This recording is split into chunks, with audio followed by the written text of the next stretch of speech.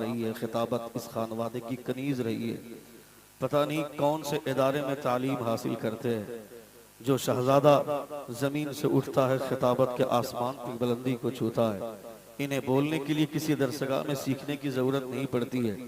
इनके खून में अल्लाह रब्बुल इज्जत ने वो कमाल अता फरमाया है। जोर से बोलें सुभान अल्लाह। इनके खून में अल्लाह रब्बुल इज्जत ने वो कमाल अता फरमाया जिनका ब्लड ग्रुप मुस्तफ़ा के ब्लड ग्रुप से मैच करता है, जिनका ब्लड ग्रुप इमाम हुसैन के ब्लड ग्रुप से मैच करता है, जिनका ब्लड ग्रुप हज़रत फातिमा ज़हरा रज़ियल्लाहु तआला अन्हा के ब्लड ग्रुप से मैच करता है। अल्लाह रब्बुल इज्जत का बेपनाह करम है कि ऐसी शख्सियतों को आपने अपने सामने बैठाया। खुदा ऐसी शख्सियतों को हमारे और आपके दरमियान में तावीज़ की सूरत में सलामत रखे। साउथ अफ्रीका का एक बहुत बड़ा सियासी रहनुमा, एक बहुत बड़ा नेता जो 20 साल तक जेल में रहता है, जेल में रहने के बाद एक वक्त आता है कि संघर्ष करता हुआ वो साउथ अफ्रीका का प्रेसिडेंट बनता है। साउथ अफ्रीका का प्रेसिडेंट बनने के बाद अपनी पहली स्पीच में अपने संसद में पहला खिताब वो करता है और उस खिताब के दरमियान में वो बोलता है कि I have been live in prison 20 years. मैं 20 साल तक जेल में रहा। In the during of prison I have been study the history and the character of the imam Hussain. वो नेल्सन मंडेला बोलता है कि मैं 20 साल तक जेल में रहा। जेल में रहने के दरमियान कोई लिटरेचर किताब नहीं पढ़ी, कोई फहश कलामी वाली किताब नहीं पढ़ी, कोई कहानी की किताब नहीं पढ़ी। वो बोलता है in the during of prison I have been study the history and the character of the imam Hussain. Jail में रहने के दरमियान मैंने इमाम हुसैन का कैरेक्टर पढ़ा, इमाम हुसैन की तारीख पढ़ी। And from this character I have been got the spiritual power and way of the freedom of life. वो बोलता है 20 साल तक जेल में रहने के दरमियान मैंने इमाम हुसैन का कैरेक्टर पढ़ा, इमाम हुसैन की तारीख पढ़ी, इमाम हुसैन की कहानी पढ़ी। आज जो मैं साउथ अफ्रीका का प्रेसिडेंट बना हूं, इसमें मेरा कमाल नहीं है, बल्कि ये कमाल करबला में शहीद होने वाले इमाम हुसैन का कमाल है। नारे तकबीर, नारे रिसालत, फैज़ाने सरकारे सुरकारी, तालीमे इस्लाम कॉन्फ्रेंस, नारे तकबीर। अपने बच्चों को बताना बहुत जरूरी है कि हमारे बुजुर्गों की तारीख क्या रही है। अपने बच्चों को आप बताएंगे नहीं तो आपका बच्चा जानेगा कैसे कि नेल्सन मंडेला वो एक गैर मुस्लिम आदमी जिसने कभी नबी या कौनैन का कलमा नहीं पढ़ा, मगर इमाम हुसैन जो मुस्तफा जान रहमत के नवासे हैं, उनकी तारीख पढ़ के वो साउथ अफ्रीका का प्रेसिडेंट बनता है। और तुम्हारा बच्चा नेताओं के पीछे भागकर कुत्तागिरी करता है। कभी इसका जायजा लिया, कभी इसकी तहकीक की। इसीलिए तो आज मदरसे से दस्तारबंदी की कॉन्फ्रेंस में ये नाम रखा गया तालीम इस्लाम कॉन्फ्रेंस, ताकि थोड़ी देर के लिए तुम्हारे अंदर जागरूकता आए। अल्लाह फरमाता है इक़रा बिस्मि रब्बिकल लज़ी खलक, read with the name of your sustainer who created. इसको कम कर दो ताकि आवाज समझ में आ रही है। कितने लोग सुन रहे हैं? जरा हाथ उठाकर कहें या रसूल अल्लाह। और एक बार कहें या हबीब अल्लाह। एक बार और कहें या रसूल अल्लाह। इक़रा बिस्मि रब्बिकल लज़ी खलक। मैंने साउंड कम करने नहीं कहा था, मैंने कहा था कि इसको कम कर दीजिए, एकदम प्लेन रखिए आवाज और साउंड खोलिए, थोड़ा सा बेस दे दीजिए। एक बार जोर से पूरा मजमा हाथों को फिजा में लहरा कर कहें या रसूल अल्लाह। और एक बार कहें या हबीब अल्लाह। अल्लाह फरमाता इक़रा बिस्मि रब्बिकल लज़ी खलक, read with the name of your sustainer who created the human being from the blood colour. पढ़ो अपने रब के नाम से जिसने खून के लोथड़े से तुम्हें पैदा फरमाया। मुस्तफा जान रहमत की हदीस इस आयत की तायीद में नबी यकौनैन इरशाद फरमाते हैं तलबुल इल्मी फरीदतुन अला कुल्ली मुस्लिमिन व मुस्लिमा। Search for knowledge is necessary, is essential for every Muslim man and Muslim female. इल्म दीन हासिल करना हर मुसलमान मर्द और औरत पर फर्ज है। मुस्तफा इरशाद फरमाते हैं उतलुबुल इल्म वलो कान बिस्सीन, seek the knowledge even going to China, seek the knowledge even it be in China. इल्म दीन हासिल करो अगरचे तुम्हें चीन जाना पड़े, अगरचे तुम्हें चीन की मसाफत झेलनी पड़े। उठा मुस्तफा जाने रहमत की तारीख, जब ग़ज़वा बद्र के कैदी, ग़ज़वा बद्र की जंग में मुसलमानों को खुदा ने फतहयाबी अता फरमाई और वो जो कुफ्फार कैद होकर के कैदी बन करके आए थे, उन तमाम कैदियों के लिए जब फिदिया मुकर्रर किया जाने लगा था, नबी ये कौनैन फरमाते हैं इन कैदियों में से जो लोग पढ़ना जानते हैं वो किसी 10 मुसलमान को पढ़ा दे, उनके लिए यही फिदिया हो जाएगा। ये आमना के लाल का फरमान, यानी हुजूर फरमाते हैं बुलंदी चाहिए पढ़ना होगा, किरदार में वकार चाहिए पढ़ना होगा, इज्जत चाहिए पढ़ना होगा। आज स्कूल के दीवारों पे लिखा हुआ देखते हैं कि बापूजी का यही था कहना, अनपढ़ बनकर कभी न रहना। बापूजी तो आज की चीज है, उनसे 1500 बरस पहले मेरे पैगंबर ने फरमाया था अल इल्मु नूरुन अल इल्मु कुव्वतुन, education is the power, education is the light. यानी मुस्तफा फरमाते हैं अपने बच्चों को पढ़ाओगे इज्जत मिलेगी, अपने बच्चों को पढ़ाओगे वकार बुलंद होगा, अपने बच्चों को पढ़ाओगे तुमको इज्जत मिलेगी, दुनिया में सुरखरू होगे। वो कल का वक्त था जिसकी लाठी उसकी भैंस, मगर अब कलम की ताकत है, मगर अब इल्म का जोर चलता है। अपने बच्चों को पढ़ाओ। कैसी पढ़ाई की बात कर रहे हैं मुस्तफा? अगर तुम्हारे इसमें से अगर जिहालत का लिबास उतारना है तो मुस्तफा की शरीयत का इल्म चाहिए, कुरान का इल्म चाहिए, मुस्तफा की हदीस की तालीम चाहिए। अगर कोई डॉक्टर है कुरान को नहीं जानता है, हदीस को नहीं जानता है, मुस्तफा की शरीयत को नहीं जानता है, हलाल और हराम की तमीज नहीं जानता है, तो वो डॉक्टर होकर भी जाहिल है। अगर कोई इंजीनियर है वो हलाल और हराम की तमीज नहीं जानता है तो इंजीनियर होकर भी जाहिल है। मैं कहता हूँ जिहालत का लिबास उतारने के लिए कुरान और मुस्तफा के इल्म के अलावा कोई दूसरी चीज है नहीं, तो किस बुनियाद पर डॉक्टर बनने के बाद मोच में ताव देते हैं, इंजीनियर बनने के बाद मोच में ताव देते हैं, प्रोफेसर बनने के बाद मोच में घी लगाकर चलते हैं कि मेरा बेटा डॉक्टर है, लाख रुपया पैसा कमाता है, मेरा बेटा इंजीनियर है, 1 लाख रुपया सैलरी उठाता है, मेरा बेटा प्रोफेसर है, 50,000 तनख्वाह उठाता है। ये मौलवी मदरसे में पढ़ाने वाला 6,000 की तनख्वाह पाता है, इसकी औकात क्या है? ये मौलवी मस्जिद में इमामत करने वाला 8,000 की तनख्वाह पाता है, इसकी हैसियत क्या है? इसकी औकात क्या है? मैं बेहतर हूँ, मेरा बेटा डॉक्टर है, मैं प्रोफेसर हूँ, मैं बेहतर हूँ। एक बेवकूफ चलो मुस्तफा से पूछते हैं आका बेहतर है कौन? ये डॉक्टर है बेहतर बोलता है, ये प्रोफेसर है बेहतर बोलता है, ये लेक्चरर है बेहतर बोलता है, बेहतर है कौन? तो आमना के लाल फरमाते हैं खैरुकुम मन तअल्लमल कुरान व अल्लमहु, तुम में वो बेहतर है जो कुरान पढ़ना जानता है और कुरान पढ़कर कुरान पढ़ाना जानता है। नारे तकबीर, नारे रिसालत, अज़मते कुरान, तालीमे इस्लाम, नारे तकबीर। खैरुकुम मन तअल्लमल कुरान व अल्लमहु, तुम में वो बेहतर है जो कुरान पढ़ना जानता है और कुरान पढ़ाना जानता है। ये मेरे पैगंबर इरशाद फरमाते हैं। अल्लाह रब्बुल इज्जत के प्यारे रसूल सल्लल्लाहु तआला अलैहि वसल्लम का इरशाद गिरामी है, अपने बच्चों को डॉक्टर बनाओ, इंजीनियर बनाओ, प्रोफेसर बनाओ। इसलिए कि हमें हॉस्पिटल में ऐसा भी डॉक्टर चाहिए कि आज की तारीख में जो डॉक्टर दरिंदगी का मुजाहरा करते हैं अपने क्लिनिक में बैठकर, अपने हॉस्पिटल में बैठकर, जब कोई गरीब की बेटी उसके पास आती है और उसके पास उसको 50,000 रुपये का चूना लगाकर वो जानवरपन का मुजाहरा करता है। गरीब की बच्ची है, डिलीवरी पेशेंट बनकर के आई है।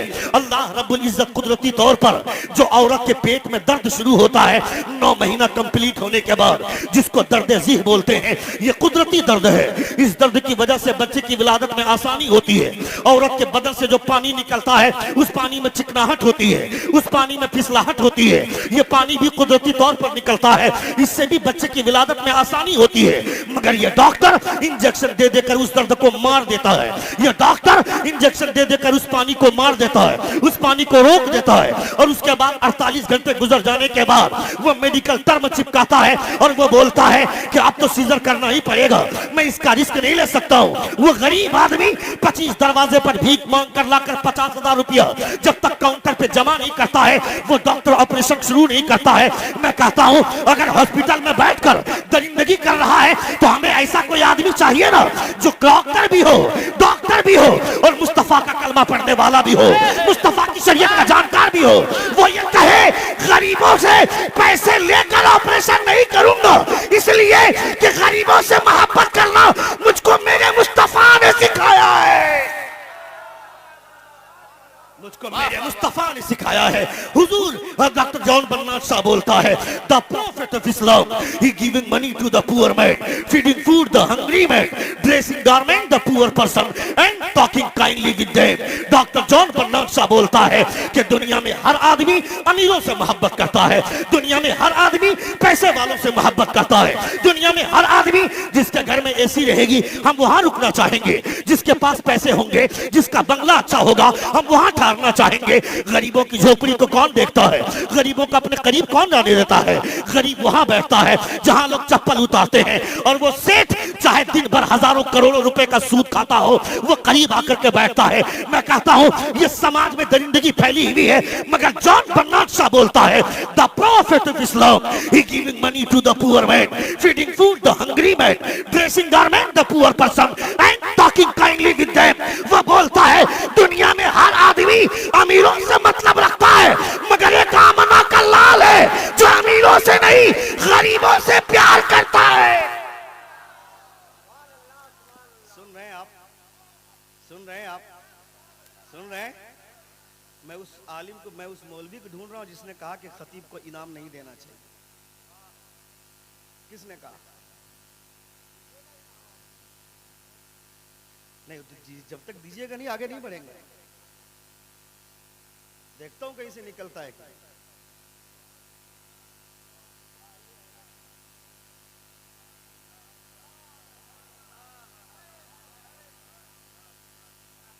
ये आप कब सीखिएगा? जो आलिम बैठकर हुजूर की हदीस पढ़ रहा है उनको इनाम नहीं दीजिएगा, ये किसने कहा? शब्बीर बरकाती रात भर नात पढ़ेंगे, सुबह पूछेंगे कि एक लाइन सुना दो तो कोई नहीं सुना पाया, मगर 1 घंटे की तकरीर में हुजूर की शरीयत के जितने मसले बयान किए हैं, जब तक मरोगे नहीं वो मसाला तुमको याद रहेगा। उसके बावजूद आलिमों को पैसे नहीं देते। जानते हो तुम्हारी इस बेराहरवी की वजह से रिजल्ट क्या निकला? हालात कितने खराब हो गए। लोग अपने बच्चों को पढ़ाते नहीं है, नातखा बनाते हैं। लोग अपने बच्चों को पढ़ाते नहीं है, नातखा बनाते हैं। मैं 95% नातखानों का हाल बताऊं जो अनपढ़ है। मालूम नहीं आपको? किसी ने उला पढ़कर मदरसा छोड़ा है, किसी ने 5 पारा हिफ्ज करके मदरसा छोड़ा है, कोई उस्ताद के साथ बदतमीजी करके मदरसा छोड़ा है, कोई सानिया तक पढ़ के मदरसा छोड़ा है। मुकम्मल आलिम बहुत कम है जो नातखा की हैसियत से स्टेज पर है। तुम तो पागल हो, तुमको तो आवाज की बुनियाद पर पैसे उड़ाना है, और एक आलिम बैठ करके हुजूर की हदीस पढ़ रहा है, तुम्हारी जेब से 1 रुपया नहीं निकलता है। तुम्हारी वजह से लोग अपने बच्चों को मदरसे में पढ़ाते नहीं है। बाप 10 साल की उम्र से ही अपने बच्चे को लेकर के प्रोग्राम में घूमता है और माइक पे उसको उतार देता है। मैं कहता हूं तुम अगर आलिमों को पैसे दिए होते तो हर आदमी ये सोचता कि पैसा आवाज की बुनियाद पर नहीं, इल्म की वजह से मिलता है, वकार इल्म की वजह से मिलता है। नातखा बाद में बनेगा, शायर बाद में बनेगा, मुकर्रिर बाद में बनेगा। पहले मेरा बेटा आलिम बन जाए ताकि दुनिया भी और आखिरत भी उसकी संवर जाए। ये माहौल बनेगा आलिमों को पैसे देने से। हुजूर मुजाहिद मिल्लत रहमा ने फरमाया आलिमों को पैसे दो। आलिमों को पैसे दोगे तो ये गारंटी है कि तुम्हारा पैसा ताश के पत्तों में नहीं जाएगा, तुम्हारा पैसा शराब की भट्टियों में नहीं जाएगा। अब मैं बोलूंगा नहीं, इस्लाह तो होनी चाहिए ना भाई। कौन बोलेगा? तुम्हारी मस्जिद का इमाम बोलेगा नहीं, तुम वो अगर बोल देंगे, तुम चौराहे पर खड़े होकर बोलोगे अब की जो इमाम आया उसका ध्यान खाली पैसे पर है। कौन पैसे पे, किसका ध्यान पैसे पे नहीं है? किसकी तवज्जो पैसे पे नहीं है? 50,000 रुपये का माल खरीदा बकरीद के मौके से, 45,000 रुपये का जानवर खरीदा, दूसरों को ला ला कर दिखा रहे हजरत देखिए ना, 1 कुंटल से कम माल नहीं निकलेगा। मैंने भटिया में जो सबसे दबंग था मैंने वो माल खरीदा है, 50 कुंटल का ले लिया, 50 किलो का ले लिया, 50,000 रुपया लगा करके माल खरीद लिया। इमाम साहब ने सुबह में आकर कुर्बानी दी, स्पेशल जाकर तुमसे मुलाकात किया, मुसाफा किया कि अब चलते हैं ताकि थोड़ी सी तवज्जो मेरी तरफ रहे। मुसाफा करते वक्त तुमने कह दिया इमाम साहब मिलते हैं, साल गुजर गया अब तक इमाम से मुलाकात नहीं हुई। ए बेवकूफ, 50,000 की औकात थी, 45,000 की हैसियत थी, 1 लाख रुपए की औकात थी। तुम्हारे कुर्बानी के चक्कर में इमाम का कपड़ा क्यों लाल होगा, इमाम का जुब्बा क्यों लाल होगा, इमाम का पाजामा क्यों लाल होगा? वो जानवर तो पुलसरात में सवारी का काम तेरे लिए करेगा। हुजूर ने फरमाया समिनु ज़हायाकुम फ़इन्ना अला सिरात मतायाकुम। क्या गारंटी है कि तुम्हारी कुर्बानी कबूल होगी? मगर इमाम को 500 नजराना देकर इमाम को खुश कर दिया होता, इमाम ने दिल से दुआ दे दी होती, तुम्हारी कुर्बानी तेरी नीयत की वजह से न सही मगर इमाम के दुआ की वजह से कबूल हो जाती।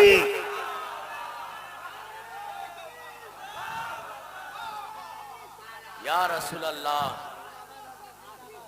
जिंदाबाद।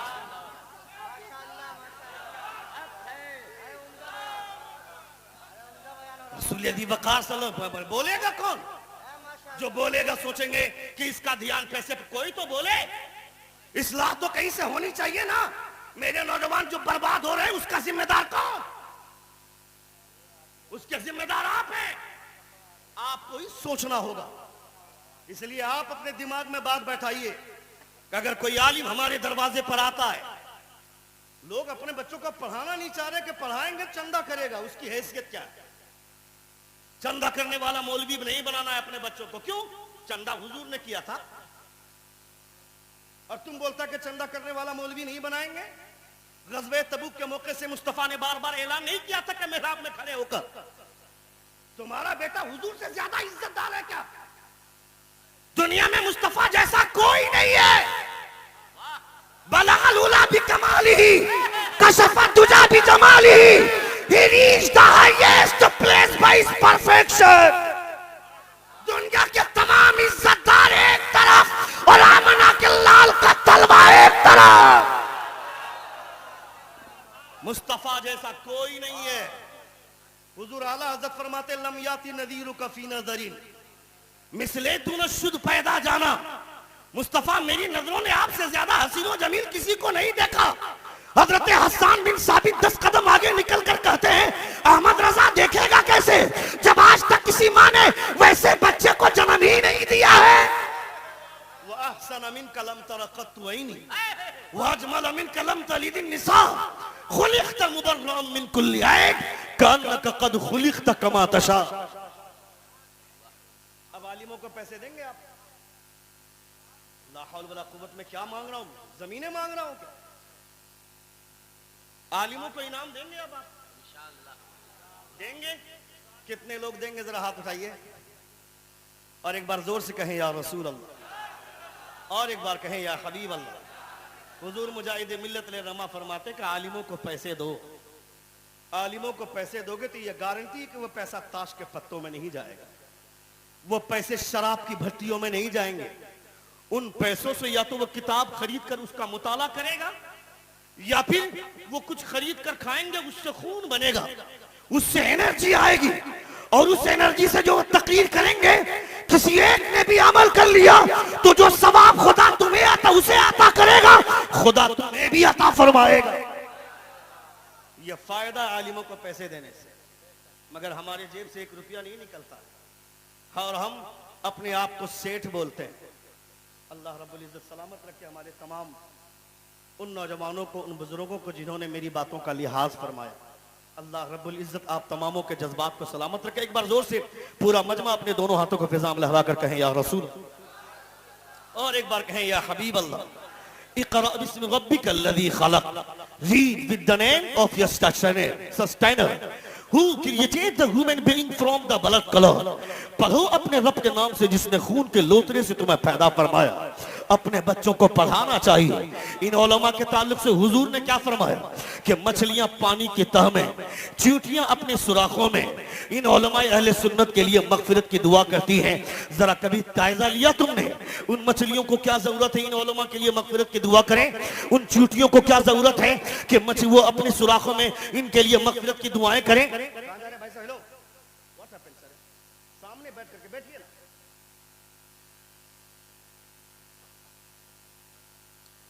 एकदम बिल्कुल उठक बैठक। मेरे लिए टाइम इतना कम है कि मैं तो पगला गया हूं कि बोलूं क्या बोलूं क्या छोड़ूं।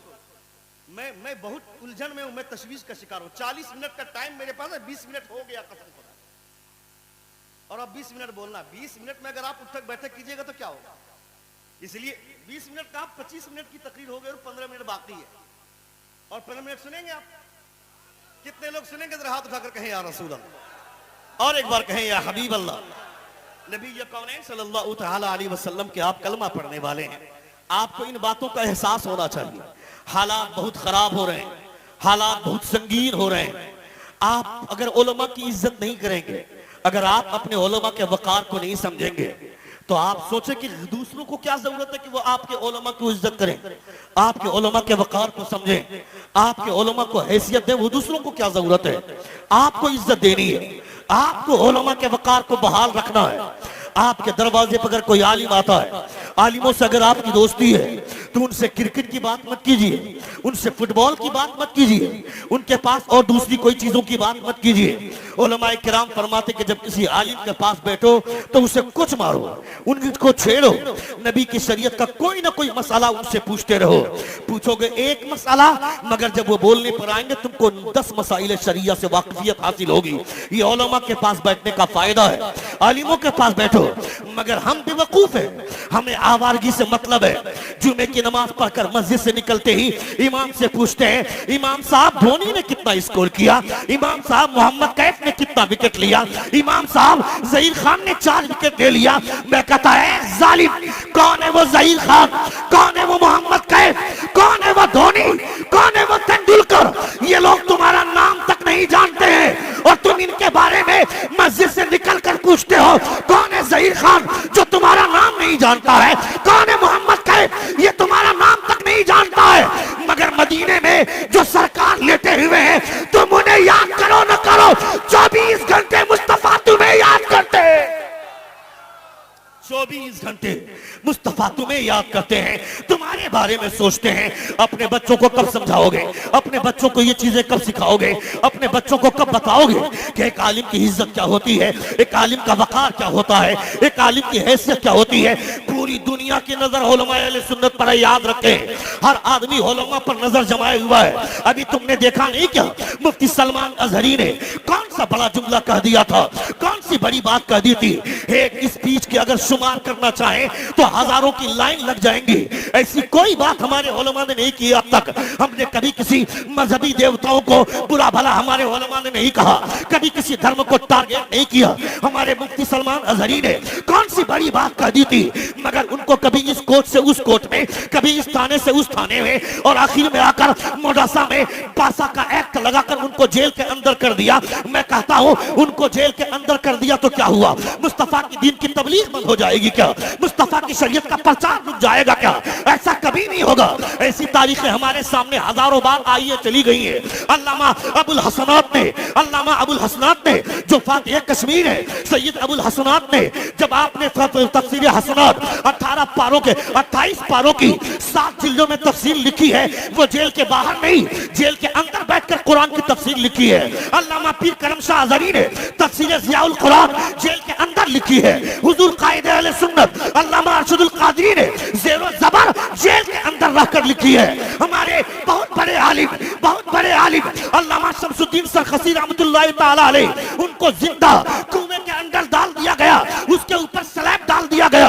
उनका शागिर्द ऊपर बैठकर मसाला पूछता था, वो अंदर बैठकर जवाब देते थे। जब इन तमाम सवालों और जवाबों की किताब आई है तो अल मबसूत नाम की 24 जिल्दों में किताब सामने आई है। मतलब क्या हुआ? मतलब ये कि उलमा जेल के अंदर रहे या जेल के बाहर रहे, इस्लाम का परचम जैसे कल बुलंद था आज भी बुलंद है, सुबह क़यामत तक बुलंद तकबीर, नारे रिसालत, पैगाम इस्लाम, लब्बैक या रसूल अल्लाह, लब्बैक या रसूल अल्लाह, लब्बैक या रसूल अल्लाह, नारे तकबीर। वाह वाह वाह, जैसे कल बुलंद था आज भी बुलंद है और सुबह कयामत तक बुलंद रहेगा। इस्लाम का परचम रुकने वाला नहीं है, इस्लाम की तबलीग रुकने वाली नहीं है। पागल हो रहे हो तुमको क्या लगता है बिहार के मुसलमान को मार दोगे तो बिहार में इस्लाम का परचम रुक जाएगा? तुमको क्या लगता है झारखंड के उलमा को मार दोगे, मुसलमानों को मार दोगे तो इस्लाम बंद हो जाएगा? खबरदार खबरदार, हिंदुस्तान के तमाम मुसलमानों को मार देगा फिर भी इस्लाम की फितरत में कुदरत ने लचक दी है, जितना ही दबाओगे उतना ही ये उभरेगा। इस्लाम तेरी नब्ज में डूबेगी हश्र तक, तेरी रगों में खूह है रवा 4 यार का। एक बार जोर से कहें या रसूल अल्लाह, और एक बार कहें या हबीब अल्लाह। मगर ये बार बार हमें निशाना साधना, मेरी वफाओं का मुझसे सबूत मत मांगो। We the people of India having solemnly resolved to constitute India into a sovereign, socialist, secular, democratic and republic। कसम खुदा की हमसे बड़ा भारतीय कोई नहीं, हमसे बड़ा इंडियन कोई नहीं, हमसे बड़ा हिंदुस्तानी कोई नहीं। मैं कहना चाहता हूँ मेरी वफाओं का मुझसे सबूत मत मांगो।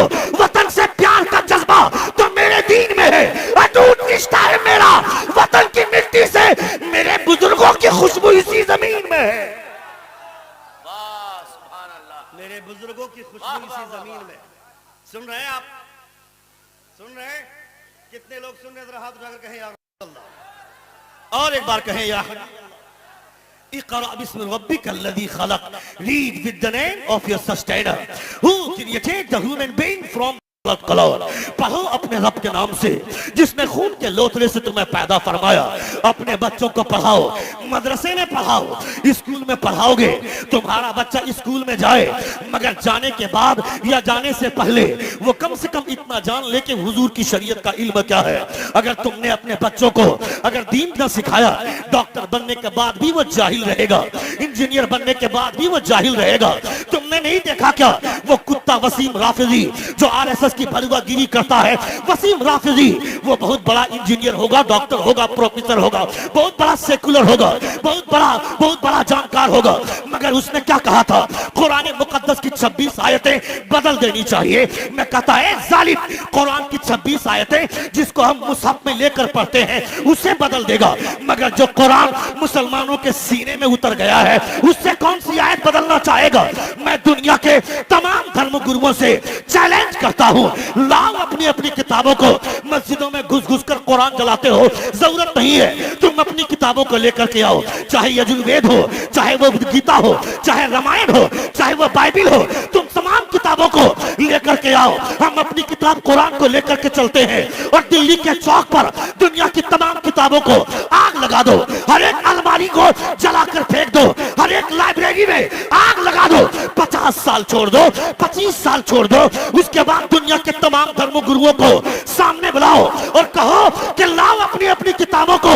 कसम खुदा की दुनिया की कोई किताब नहीं आ पाएगी मगर मदरसा तेगिया, रहमानिया